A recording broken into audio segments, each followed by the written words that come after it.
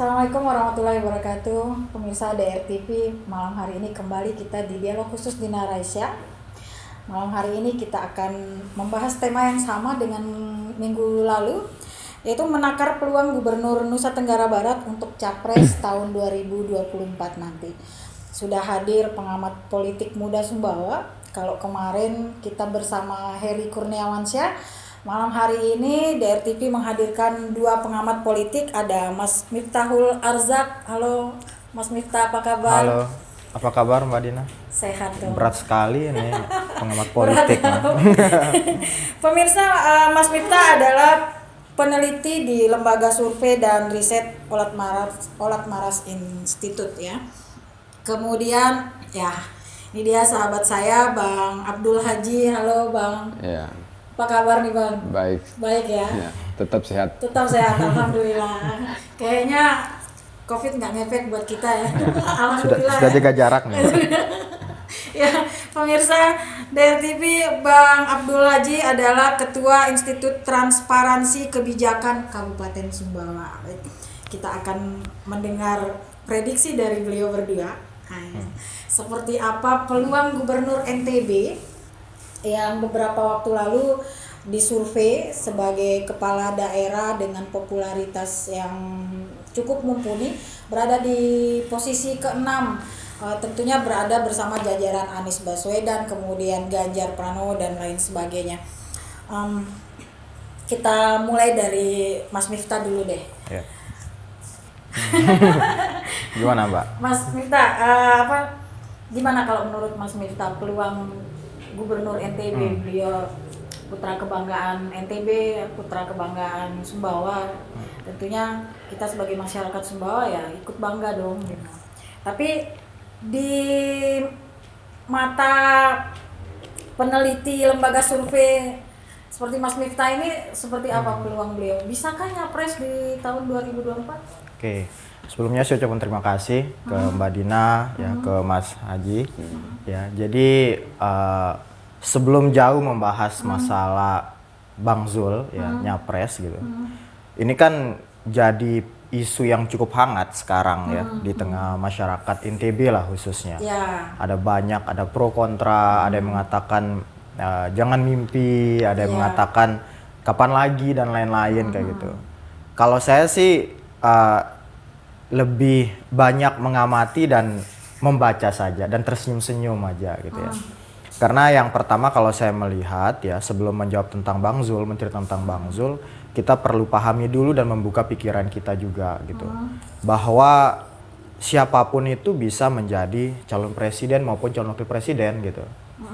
Mbak Dina, saya gitu, Mas Haji, siapapun bisa gitu ya. Saya ketika Mbak Dina hubungi dan ketika saya ngelihat isu-isu mulai ribut ini, saya coba membuka undang-undang gitu ya, peraturan tentang nyapres itu. Dan saya lihat nggak ribet-ribet amat gitu jadi calon presiden gitu. Bahkan misalkan sekelas gubernur kita, Bang Zul gitu. Jadi itu dulu yang perlu kita tanamkan gitu ya. Bahwa siapapun itu bisa menjadi calon presiden ya.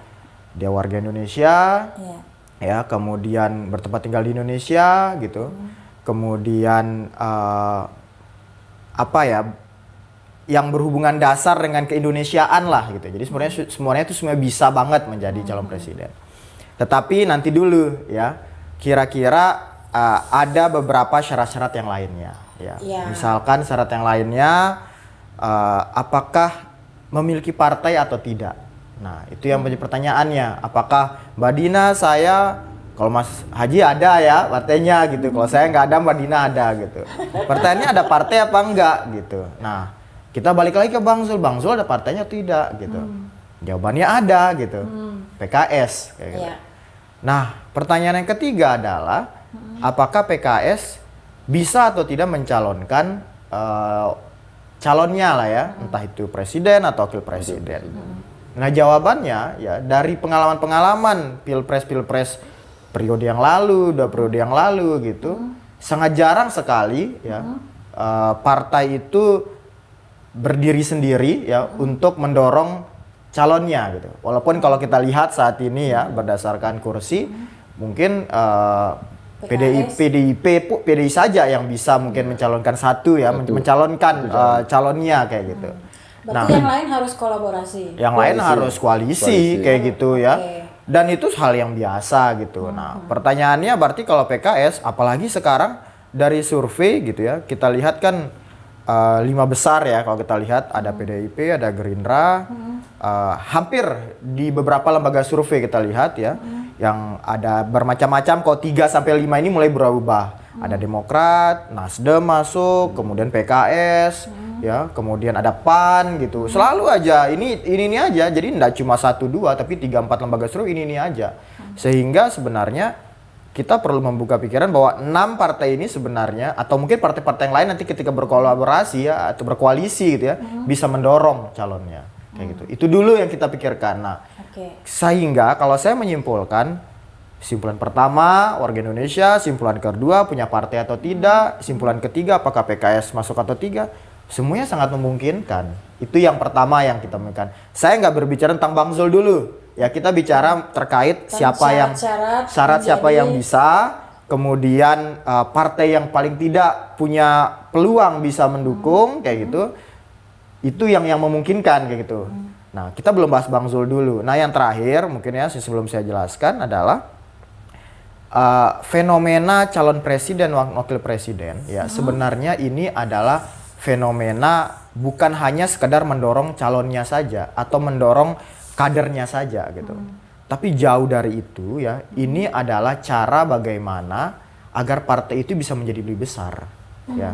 Kalau kita lihat ya, misalkan di tahun 2004 ketika Pak SBY keluar dengan Demokratnya misalkan, di beberapa kajian-kajian, contoh misalkan ada beberapa kajian dari Saiful Mujani ya di buku Kuasa Rakyatnya, misalkan itu detail sekali dijelaskan ya, bahwa SBY munculnya menjadi calon presiden gitu ya, itu apa ya, walaupun partai yang baru gitu, itu mendobrak nama partainya kayak gitu.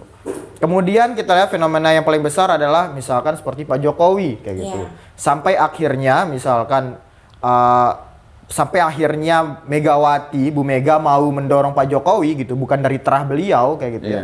Itu kan sebenarnya mungkin ada banyak pembisik-pembisiknya, kalkulasinya adalah bukan nama yang didorong gitu loh, tapi partainya yang dibesarkan kayak gitu. Nah, sehingga ini menjadi alat yang seksi juga ya untuk meningkatkan suara partai, entah itu di pileg, entah itu di pilkada ya, entah itu pilkadanya provinsi, kabupaten, bahkan mungkin di lana-lana yang paling lini-lini yang paling kecil kayak gitu. Nah, sehingga satu, kita berbicara umum ya, bahwa siapapun bisa menjadi calon presiden asalkan ada partainya, kemudian partainya paling tidak punya bargaining position untuk mendorong calonnya. Nah, yang selanjutnya yang terakhir saya mau jelaskan adalah mendorong kader ya.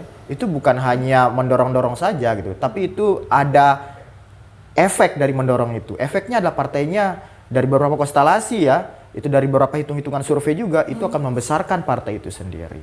Nah, sehingga saya simpulkan tentu ya, kalau saya mengamati dari luar gitu ya, sebagai pengamat beberapa partai-partai termasuk PKS pasti juga merupakan salah satu partai yang punya niatan juga ya untuk mendorong kadernya agar bisa membesarkan partainya. Kalau saya lihatnya dari situ, belum menyebutkan nama dulu seperti itu. Oke, Mas Miftah.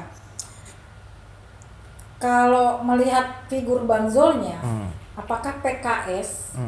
Tadi kan sudah bahas PKS juga sepertinya ada keinginan mendorong kadernya gitu. Nah, kader Bang Zul ini, apakah PKS juga sangat ingin mendorong beliau? Kalau menjawab itu tentunya yang lebih berkompeten adalah orang PKS-nya sendiri, terutama dari orang misalkan pusat, DPP dan lain-lain ya. Cuma kalau saya lihat dari luar gini ya, gitu. Kalau saya lihat gitu, yang pertama adalah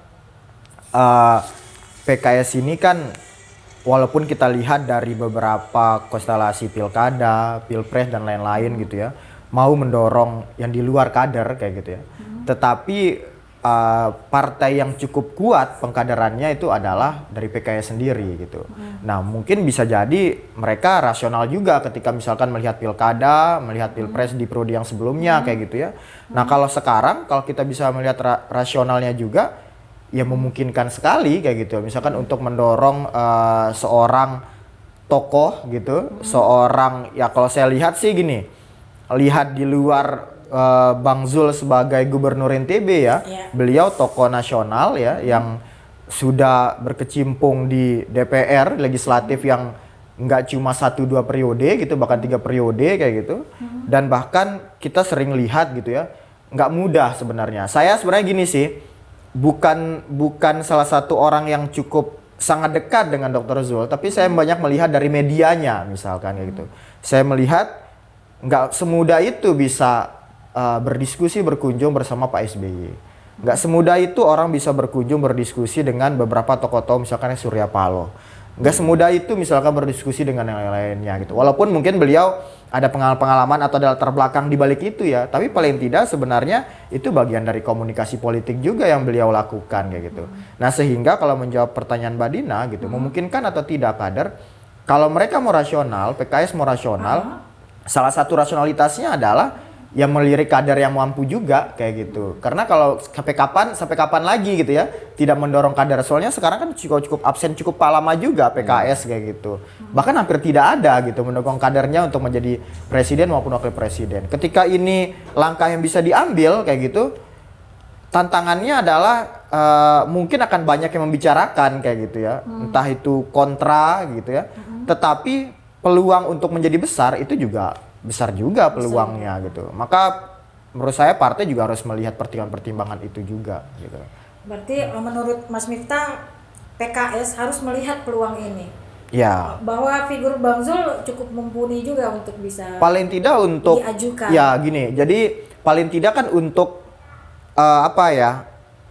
mendobrak saja gitu. Contoh misalkan ini kalau anak-anak muda saat ini Mbak Dinia gitu, kalau misalkan jatuh cinta pada seseorang gitu ya, nggak apa-apa kamu ditolak gitu. Yang penting kamu ungkapkan aja gitu. Nah paling tidak kalau kamu ungkapin gitu, iya, gitu. nanti paling tidak si perempuan itu paling tidak akan tertanam di hatinya kalau ternyata ada yang pernah suka dengan dia.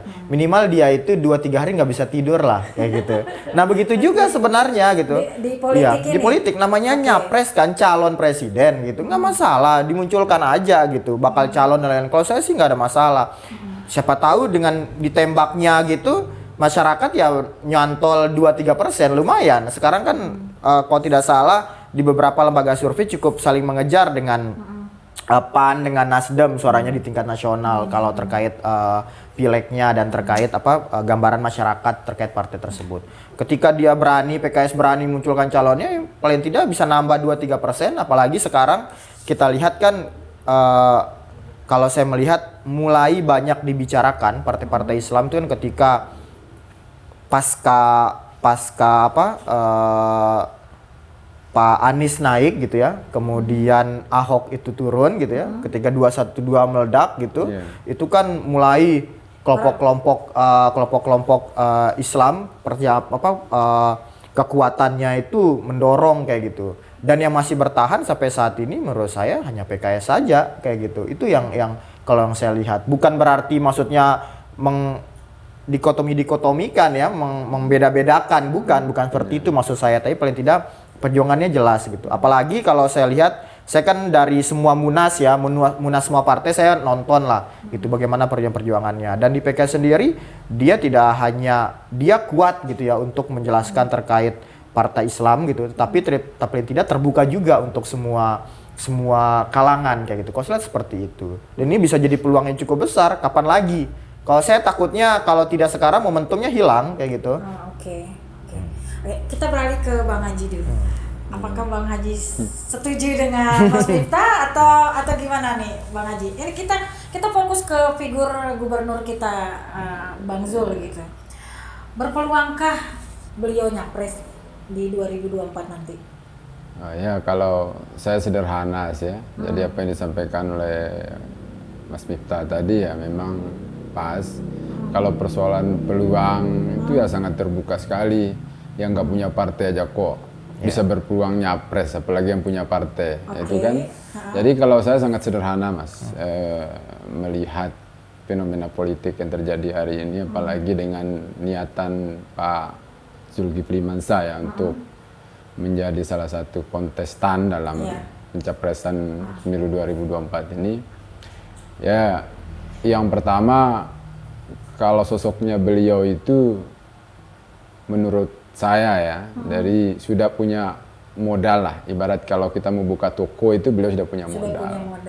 Jadi 4 modal yang pendekatan empiris biasanya yang saya lihat ya dalam pilkada, pileg dan lain sebagainya itu. Misalnya ketokohan ya. Dari sisi kalau tadi sudah banyak bahas masalah layaknya, persyaratannya, partainya ya kan, saya hanya nambah aja. Beliau itu mau dikatakan tokoh pendidikan juga is oke untuk wilayah Provinsi NTB ya, siapa yang tahu beliau kan. Terus dari sisi yang lainnya sebagai orang partai politik ya juga beliau bagian dari pimpinan kalau salah satu partai politik atau PKS. Dan bicara masalah jaringan ya ini kan sangat menentukan juga ya. Beliau sebagai salah satu pimpinan itu memiliki hubungan langsung dengan beberapa kepala daerah. Dan ini sangat membuka peluang bagi beliau itu untuk menjadi atensi bagi PKS itu untuk mengusung beliau. Nah, jadi kiprah secara nasional dengan beberapa pengalaman sebagai anggota DPR RI juga. Bahkan kalau kita katakan dari daerah pemilihan yang bukan merupakan daerah kelahiran beliau. Ini kan luar biasa kalau dalam perspektif saya melihat seorang politisi. Ya. Nah, jadi inilah modal-modal yang saya rasa yang memungkinkan beliau untuk berpeluang. Ya, tetapi dalam konteks kita berbicara secara nasional ini kan banyak hal juga yang akan menjadi pertimbangan secara politis. Baik Bang Haji, tadi Bang Haji bilang Bang Zul sudah punya 4 modal yang setidaknya membuat beliau itu berpeluang untuk nyapres. Ya. Tetapi realita berpolitik tidak melulu hanya membutuhkan 4 modal itu aja, ya. Nah, kemudian apa lagi yang diperlukan oleh Bang Zul? Ya, jadi saya rasa Mas Miftah lebih paham karena ini kan di lembaga survei ya. Kalau saya ini lebih cenderung di pemainnya, yang eksekutornya beliau ini. Ya, jadi tadi saya sudah katakan bahwa modal ketokohan sudah ada di beliau. Ya, modal jaringan juga secara kepartean juga partai politik beliau punya. Ya. Jadi popularitas juga, elektabilitas beliau juga cukup dikenal sama semua orang ya. Tinggal modal finansial yang akan menggerakkan mesin organisasi secara politik. Tetapi meskipun modal itu sudah dimiliki oleh beliau, tentu ada upaya-upaya lain bagaimana mengelola dan meningkatkan modal itu untuk lebih berpengaruh ekspektasinya secara luas. Jadi hal-hal yang memang sudah seharusnya beliau lakukan ya. Karena ini kita berbicara nasional ya, bukan kita berbicara tentang NTB. NTB ini kan bagian terkecil dari Indonesia. Kalau dalam konteks politik kita berbicara masalah segmen pemilih, kuantitas pemilih, NTB itu nggak seberapa dibandingkan yang Jawa 60%. Dan selebihnya itu di luar kan, seperti yang dibahas sama Seri. Artinya sangat kecil. Artinya beliau harus mampu dengan modal yang dimiliki itu memberikan magnet bagi daerah-daerah lain, minimal itu bagi Indonesia di bagian timur ini. Harus mampu dijadikan NTB ini sebagai sebuah spektrum ataupun langkah-langkah yang memang bisa dibangun secara ekonomi sehingga nanti akan menjadi referensi bagi daerah-daerah lain. Misalnya dari memaksimalkan STP saja, kan beliau di UTS-nya minimalkan STP, ini bisa menggerakkan sistem pendidikan kita sehingga daerah-daerah di luar NTB ini misalnya dari Bali, Papua, Timur dan lain sebagainya itu bisa menjadikan NTB itu sebagai ikon dalam konteks pendidikan atau di bidang ekonomi misalnya. Bagaimana menggerakkan pertanian kita misalnya. NTB kan sudah lama didengung sebagai lumbung pangan, tapi persoalannya hari ini naik turun harga gabah ini kan masih jadi persoalan di masyarakat. Jangan sampai muncul di publik atau opini di masyarakat mau ngurus Indonesia kok urus Sumbawa aja nggak beres gitu loh. Ini yang harus mampu diterjemahkan dalam konteks pemikiran beliau. Artinya persoalan-persoalan kecil ini yang terkadang yang ketika dikonsumsi oleh publik ini juga akan menjadi antipati. Saya rasa ini akan menjadi catatan bagi beliau. Sehingga nantinya kalau mampu membangun sesuatu yang monumental terkait dengan bidang pertanian misalnya Indonesia itu NTB ataupun Sumbawa sebagai lumbung pangan itu jadi panutan bagi daerah lain. Strateginya seperti apa? Nah, sehingga layaklah beliau merepresentasikan wilayah timur. Kalau dari sisi kualitas dan kemampuan beliau itu untuk secara figur ya, itu sangat pantas sekali dari latar belakang pendidikan dan lain sebagainya. Tinggal bagaimana membangun sebuah opini bahwa beliau itu sangat layak dalam membangun sebuah perekonomian. Karena yang menjadi sentuhan masyarakat ini persoalan ekonomi, bukan persoalan lain. Kalau sisi pendidikan, saya rasa beliau sudah melakukan, membangun UTS ya. Dari sisi budaya, ya dengan aktivitas main jaran ya, kalau salah bahkan sampai Bima kemarin kan, sudah beliau mampu menggali budaya-budaya lokal kita. Bagaimana budaya lokal ini mampu menjadi magnet yang mengintervensi daerah-daerah lain untuk mengikuti apa yang menjadi gagasan besar beliau. Cuma catatannya secara figur beliau sudah mampu. Oke. Ya, untuk berarti itu. beliau butuh melakukan sesuatu untuk menghasilkan prestasi di bidang ekonomi untuk menarik perhatian daerah lain di luar NTB gitu. Minimal Indonesia Timur ya, Bang Haji. Misalnya dulu kayak Pak Jokowi aja ya, waktu jadi wali kota Solo kan sederhana ada yang lakukan. Mobil SMK ya kalau nggak salah itu. Nah, dan ini sudah booming. Padahal kita nggak kenal Jokowi itu seperti apa. Nah, lari ke jadi gubernur DKI dan seterusnya. Saya harapkan beliau itu kemarin sudah langkah startnya sudah cukup bagus. Di dunia pendidikan beliau masih di Banten membangun UTS. Faktanya beliau jadi gubernur. Nah, sekarang jadi gubernur beliau bagaimana membangun sebuah ekonomi kayak Mandalika misalnya, termasuk hal-hal lain. Tinggal itu dimaksimalkan saja. Itu yang saya katakan modal tadi. Kalau modal itu tidak dikelola dengan maksimal, tidak dikelola dengan baik, ya pasti akan stuck hanya sampai situ saja. Kalau masalah peluang beliau untuk menjadi capres itu sangat besar sekali dengan modal yang beliau miliki. Kalau untuk mendobrak saja seperti Mas Miftah bilang cukup. Ya saya rasa kalau untuk mendobrak itu Mas Miftah ya hanya lebih tahu itu. Jangan saya ini kan hanya pengamat eksternal aja. Beliau ini kan peneliti, lebih paham daripada karakter tipologi pemilihnya. Kalau kita ini pemain. Jadi gini Mbak Din, kalau boleh jujur ya, yang tadi saya sampaikan di awal itu kan sebenarnya ya kalau ditarik pelan-pelan itu saya belum membahas masalah Bang Zul sebenarnya. Ya, kurang menarik kalau kita bahas di depan gitu ya. Karena nanti terakhirnya nggak ada kesimpulannya. Tadi di awal saya sebenarnya umum lah bicara terkait siapa jadi calon, kemudian PKS harus lihat peluang ini dan lain-lain gitu. Nah, saya ada satu cerita yang cukup menarik gitu. Mungkin nanti akan merembet ke membahas tentang Mas Haji tadi sampaikan juga ya. Jadi kalau tidak salah 3 minggu atau 1 bulan 2 bulan yang lalu lah gitu. Karena saya di Instagram itu mengikuti salah satu kalau kami orang-orang lembaga survei itu menganggap beliau tokoh lah ya. Itu Denny J.A. Jadi beliau yang dirikan LSI, Lembaga Survei Indonesia, sekarang terpisah menjadi Lingkar Survei Indonesia. Yang pertama kali berani mengatakan SBY adalah presiden dan lain-lain gitu. Ada satu cerita yang beliau sampaikan, ini fakta gitu ya. Di Instagramnya gitu, yang sekarang itu sudah mulai tersebar juga di beberapa media-media sosial itu, yaitu adalah Jimmy Who gitu. Ya, Jimmy Who gitu. Jadi Apa itu? ada salah seorang gubernur ya. Jadi ini di Amerika kalau nggak salah pemilihan 1970-an lah, 70-an awal, 70-an akhir lah, pokoknya 1970-an lah itu. Jadi pada saat itu orang mulai ribut nih. Siapa kira-kira presiden Amerika selanjutnya gitu. Sedangkan pada saat itu presidennya ini masih incumbent waktu itu. Wah, pastilah akan maju lagi presidennya menang dan lain-lain. Kemudian muncullah satu sosok, Jimmy Carter namanya. Jimmy Carter ini adalah salah seorang gubernur ya di negara bagian di Amerika. Di Georgia.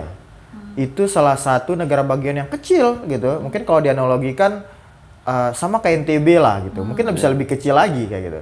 Sehingga orang bertanya-tanya gitu, siapa Jimmy Carter? Makanya ada munculnya Jimmy Who gitu. Itu jadi semacam kayak lucu-lucuan gitu ya. Siapa Jimmy Who gini. Nah, ketika beliau memunculkan dirinya gitu, orang ditertawakan gitu. Ingin melawan incumbent nggak akan bisa kayak gitu. Tapi dengan hal seperti itu menjadi daya tarik orang ya memilih mengenal Jimmy Who itu. Sama halnya dengan Amerika ketika Obama menjadi calon presiden. Orang kan bilang, wah ini Obama kulit hitam, nggak mungkin lah bisa menjadi calon presiden. Tapi dengan hal seperti itu, kulit hitam itu jadi memperkuat gitu. Amerika kan ingin melepas diri sebagai negara yang rasis ya, non rasis. Mereka ingin menganggap diri non rasis gitu. Sehingga ini dimanfaatkan secara politik dengan media sosial yang lebih kuat kayak gitu. Sehingga waktu itu akhirnya Obama jadi boom waktu yang meledak, akhirnya jadi presiden. Dan begitu juga Jimmy Hu itu pada akhirnya dia menjadi seorang presiden mengalahkan incumbent ya dengan negara bagian yang paling kecil. Nah, yang saya sampaikan sekarang ini bukan tentang Bang Zul juga sebenarnya gitu. Cuma ingin memberikan gambaran aja ke masyarakat ya, penonton DRTV, bahwa pernah ada terjadi sebuah fenomena gitu. Negara bagian kecil atau gubernur lah atau provinsi lah kalau di Indonesia gitu. Baik. Ya ada hal yang kecil dia bisa menjadi presiden. Tetapi ini Mbak Dini ya, tetapi saya mengomentari juga pernyataan Denny J.A. itu ketika misalkan dikaitkan dengan Dr. Zul atau calon-calon yang lain. Kalau saya melihat gitu ya, siapapun yang muncul saat ini, Anies Baswedan, Khofifah, kita bicara kepala daerah ya, ada Ganjar, ada Bang Zul sendiri, ada Ridwan Kamil. Kalau saya secara pribadi melihat belum ada calon yang serius. Belum ada yang calon serius. Nah, kalau misalkan kata-kata Jimmy Hu itu bukan sekedar Jimmy Hu ngomong nggak kayak gitu. Tentu ada strategi, bermain media, bermain misalkan bagaimana isu-isu di sekitar dimainkan sehingga itu naik namanya kayak gitu. Nah, sekali lagi ini kita belum bicara masalah Dr. Zul ya. Nah, contoh paling kecil gitu ya, itu adalah Pak Jokowi gitu. Pak Jokowi wali kota. Hanya wali kota Solo juga gitu. Tapi kan ada banyak sekali orang-orang yang menganalisa secara politik siapa yang bermain di belakang, apa strategi dimainkan. Ketika sekarang Indonesia ribut dengan korupsi ya, dulu itu ya sibuk dengan korupsi, bahkan orang-orang di tengah-tengah presiden pun tuh banyak yang korupsi gitu ya. Itu menjadi prestasi KPK dan lain-lain. Tiba-tiba ada seorang wali kota gitu ya yang masuk ke dalam gorong-gorong bersihkan gitu, membantu masyarakat ketika bisa memindahkan pasar gitu ya. Makanya saya bayangkan Sumbawa itu coba kayak Pak Jokowi gitu ya. Jadi begitu juga gitu memindahkan pasar itu ke pasar yang baru itu dengan cara dia pawai.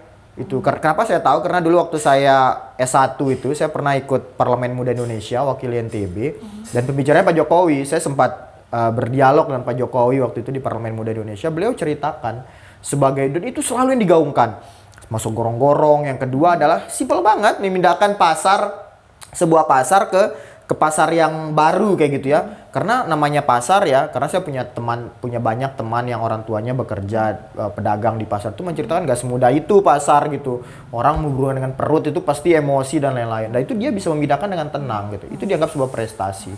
Dan itu selalu digaungkan di media. Itu jadi strategi komunikasi politiknya. Dan di saat ini belum ada calon presiden yang serius.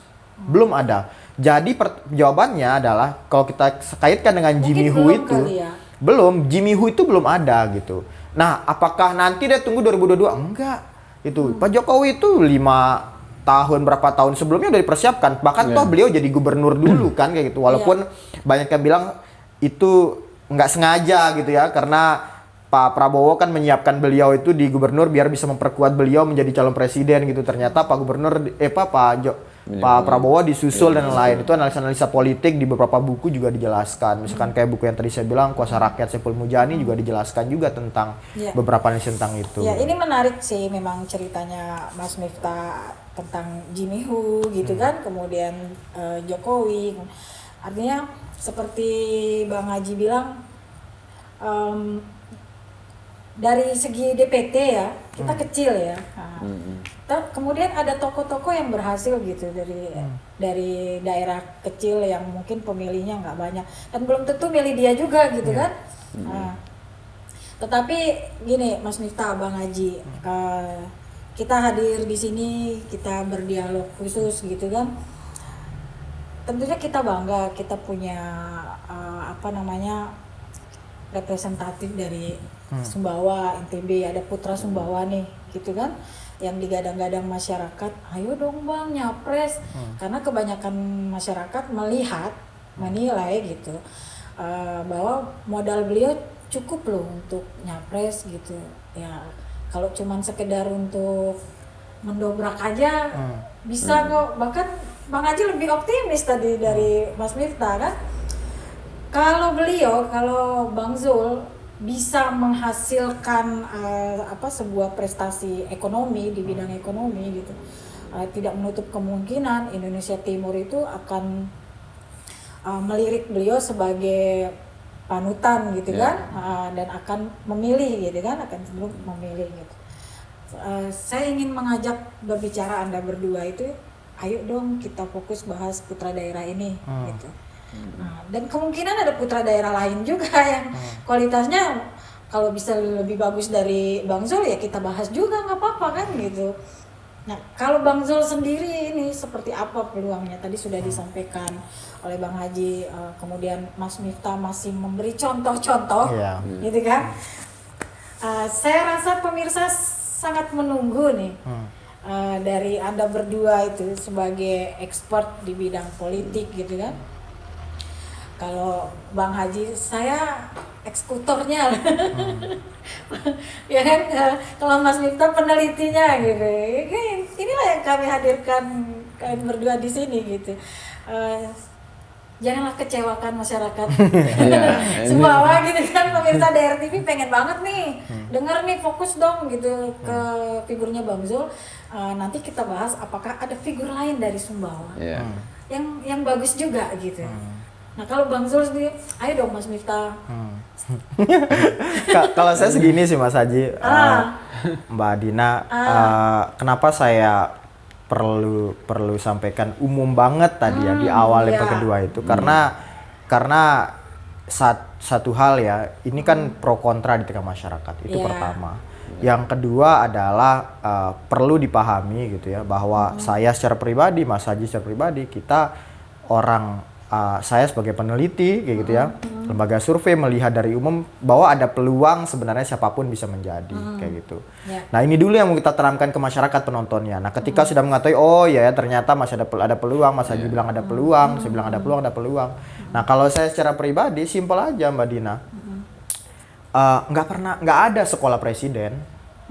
Ya kecuali Universitas Presiden ada ya di Jakarta gitu ya. Tapi nggak ada sekolah presiden gitu. Sekolah untuk menjadi presiden. Nggak ada gitu. Pak misalkan gini, Pak Jokowi gitu ya, seorang wali kota gitu. Kalau kita bicara masalah pendidikan, bicara masalah kualitas dan lain-lain, sekarang beliau sangat powerful ya. Ide-idenya sangat segar, sangat bagus dan lain-lain gitu.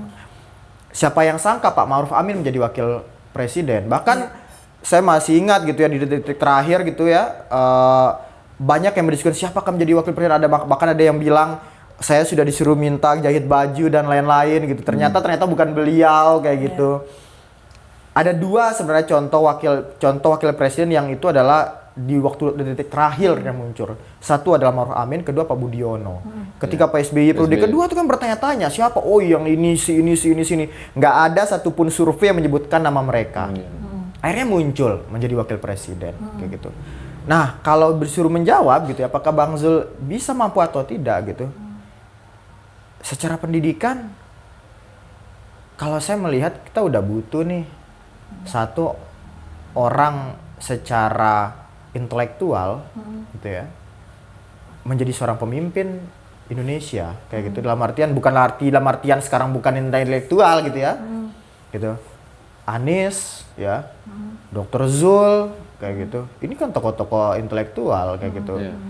Kemudian dari kemampuan contoh saya deh ya, mantan rektor gitu ya. Kita harus kalau mau besar kampus mau besar itu kita harus kerjasama dengan semua lini. Coba lihat Anies, coba lihat Dr. Zul. Mainnya nggak main Indonesia, mainnya dunia mainnya. Ya kerjasama dengan negara ini, kita butuh sosok, kita sekarang butuh pemimpin yang punya jaringan yang luas kayak gitu. Ya udah deh untuk menjawab penontonnya Badin. Kalau saya sebenarnya sudah saatnya. Sudah saatnya kayak gitu. Saatnya. Indonesia bukan Bang Zul. Sudah saatnya Indonesia itu butuh pemimpin yang kriterianya kayak Dr. Bang Zul. Itu aja kalau saya. Itu aja kalau saya. Terima kasih Mas Miftah. Pemirsa, Mas Miftah masih lebih menceritakan ke kita peluang-peluang gitu kan. Bang Haji sudah lebih fokus gitu kan ke ini loh, ada tokoh pemuda Sumbawa gitu. Kalau beliau mampu menjadi magnet untuk Indonesia Timur saja, itu kan peluangnya sudah sangat bagus gitu kan. Nah, kita melihat strategi komunikasi yang dilakukan oleh beliau selama ini, Bang Haji. Menurut Bang Haji seperti apa? Peluangnya semakin besarkah gitu ya? Baik, beliau sudah kayak Mas Miftah bilang, mainnya udah bukan lokal lagi, udah bukan nasional lagi, udah main internasional gitu kan, untuk NTB gitu kan. Apalagi beliau pimpinan di partai, kemudian pemimpin daerah, memang wajib harus berkomunikasi dengan pemimpin daerah lainnya. Dan strategi komunikasi politik ini sudah beliau jalankan loh, Bang Haji. Nah, berarti peluangnya akan lebih besarkah? Ya, jadi kalau saya melihat pola komunikasi politik ya yang saat ini dibangun sama beliau, yang dengan melakukan pendekatan dengan beberapa tokoh partai politik yang kemungkinan bisa diajak berkoalisi ya, kayak ketemu sama Pak SBY, sama Bang Anies dan lain-lain sebagainya, sama Pak SP ya. Jadi ini langkah konkret ya yang sudah beliau lakukan. Dan kalau kita katakan kesiapan, itu lebih siap orang yang sudah seperti itu daripada hanya berwacana tetapi belum membangun sebuah komunikasi politik dengan pihak eksternal. Itu pertama. Yang berikutnya, bagaimana melakukan konsolidasi internal ya, dengan beberapa kepala daerah yang diusung oleh partai PKS. Dan bahkan saya melihat ya silaturahmi beliau bahkan sampai di tingkat grassroots sendiri beliau sudah melakukan.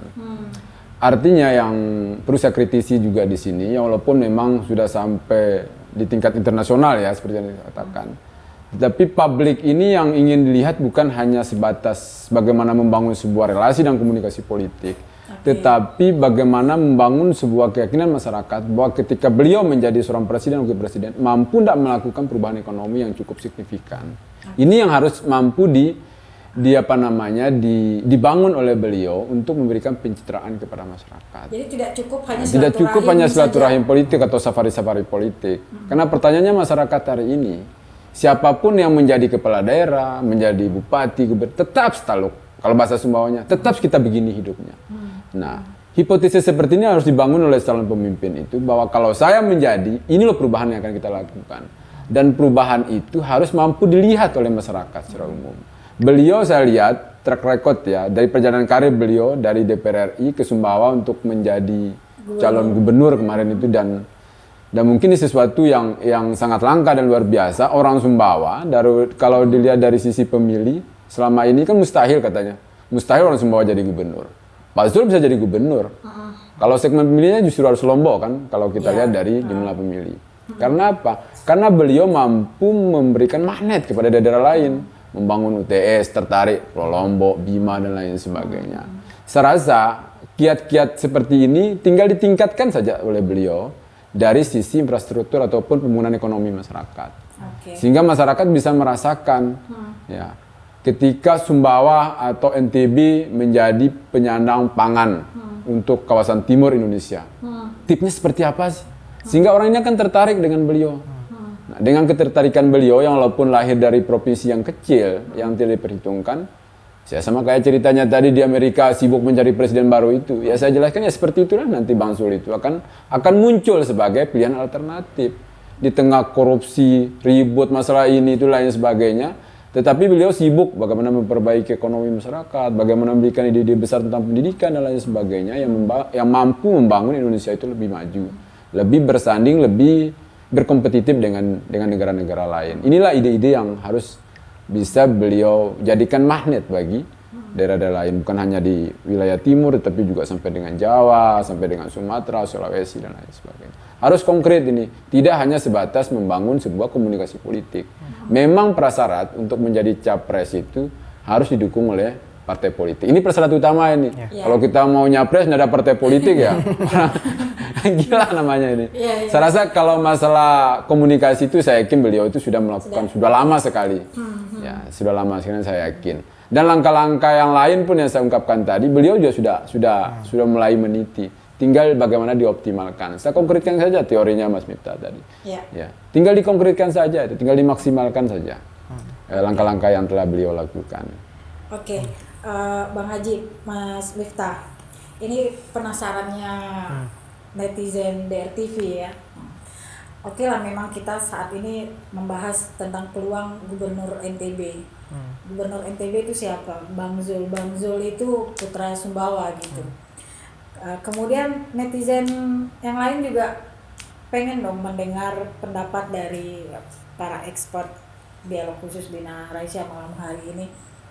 Selain Bang Zul, adakah putra daerah Sumbawa lainnya yang memiliki kualitas yang sama yang bisa membuat Sumbawa dan NTB dilihat di kancah nasional, meskipun tidak nyapres atau bahkan peluang nyapresnya justru lebih besar gitu. Adakah Mas Miftah? Kalau melihat, Saya langsung harus menjawab atau mutar-mutar dulu? sebaiknya jangan mutar-mutar dulu. Kalau soal karena waktu kita nggak saya banyak mau juga. menanggapi Mas Haji dulu ya, gitu.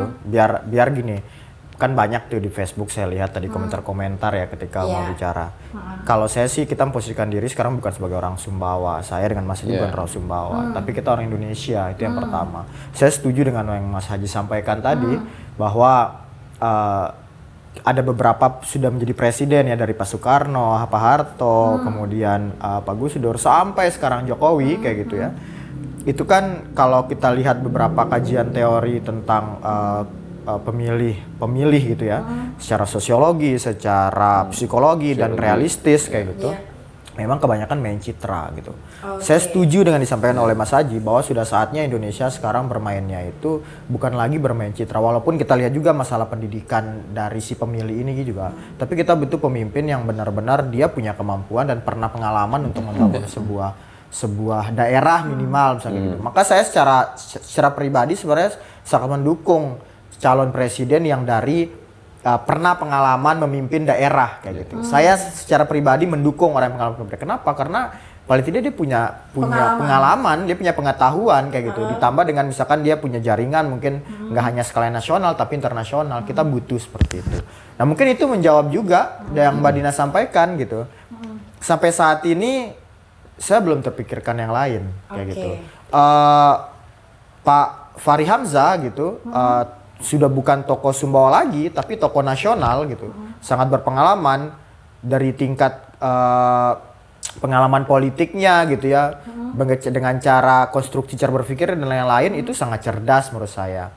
Cuma kalau kita balik misalkan bicara masalah realistis, realita partai politik misalkan, atau misalkan bagaimana sekarang keadaan beliau kayak gitu, apakah bisa didukung atau tidak? Memungkinkan gitu, tapi perlu lihat realistis yang dilihat dari perundang-undangan atau peraturan yang lain seperti itu kamu lihat. Sehingga sampai saat ini belum ada yang lain saya lihat. Kalau saya secara pribadi sih belum ada yang lain.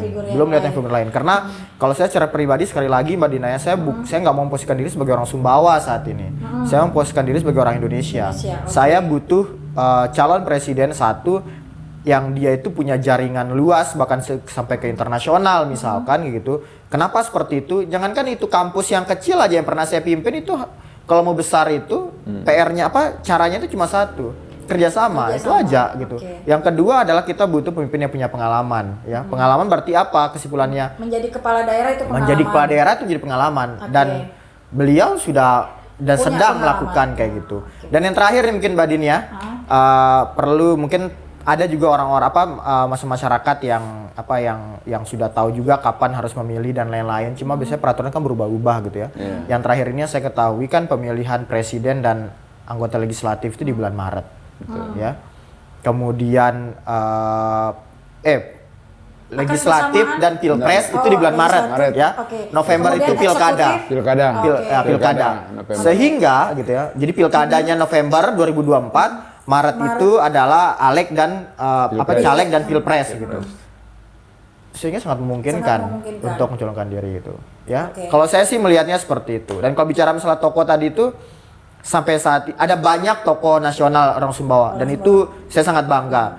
Pak Fahri, Pak Din Samsudin, Kalau bicara NTB ya ada Iya. Rudi Bojo, ada Pak Johan Rosihan sekarang di DPR gitu.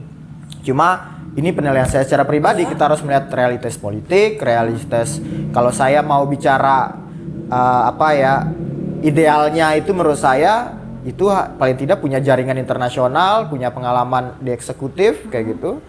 Dan kalau bicara masalah komunikasi politik ke masyarakat, sampai saat ini beberapa nama yang saya sebut sudah banyak yang berkomunikasi dengan masyarakat, politiknya bagus juga ke masyarakat juga.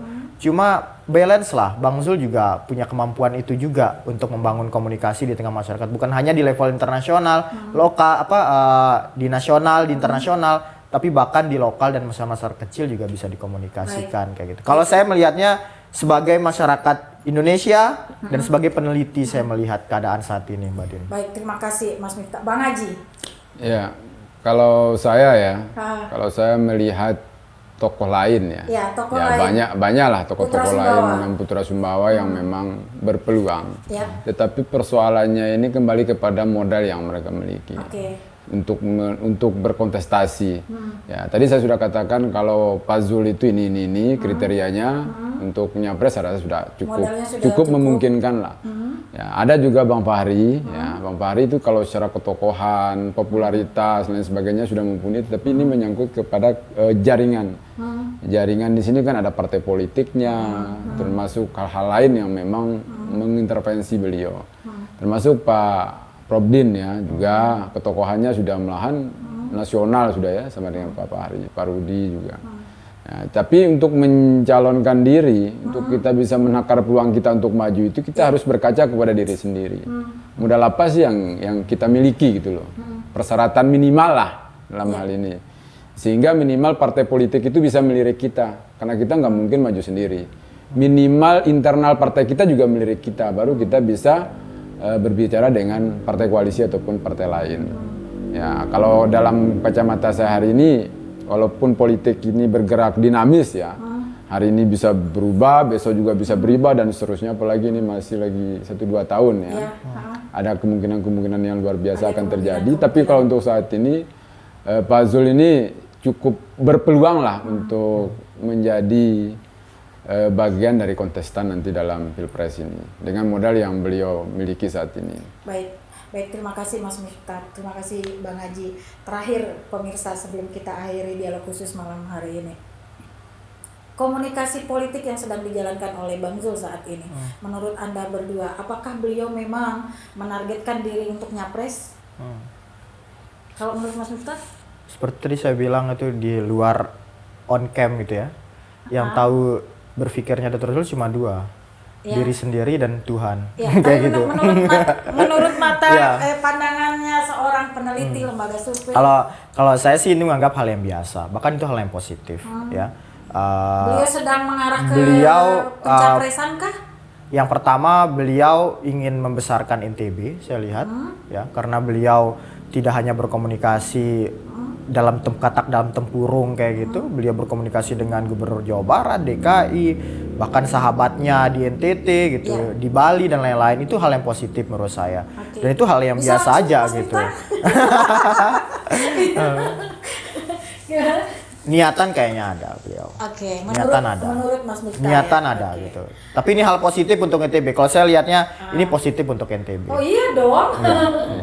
Bang Haji, menurut Bang Haji, Kalau saya lihat langkah-langkah yang beliau lakukan itu Yang sedang dilakukan saat sudah ini. konkret untuk mau nyapres. oke. Sudah konkret untuk nyapres karena langkah politik di internal partai pun beliau lakukan, di eksternal partai pun sudah, bahkan sampai dengan hal-hal lain ya yang menyangkut dengan penguatan opini, sehingga beliau itu akan merepresentasikan bagian wilayah timur untuk menjadi magnet di sini. Jadi dengan langkah-langkah itu saya rasa sudah konkret lah yang coba beliau lakukan. Dan itu sangat positif bagi NTB maupun bagi kita semua yang dalam hal ini berpikir untuk Indonesia itu yang lebih baik. Oke. Baik, terima kasih sekali lagi Mas Miftah sudah hadir di Dialog Khusus di Indonesia. Bang Haji, terima kasih. Pemirsa DRTV, itulah tadi analisa dari beliau berdua. Terima kasih sudah menonton. Dan menurut beliau berdua, Bang Zul memang sedang menuju ke pencapresan dan tokoh-tokoh Sumbawa yang lainnya juga memiliki peluang, cuman untuk saat ini yang paling berpeluang adalah Bang Zul. Terima kasih sudah menonton. Assalamualaikum warahmatullahi wabarakatuh. Wassalamu.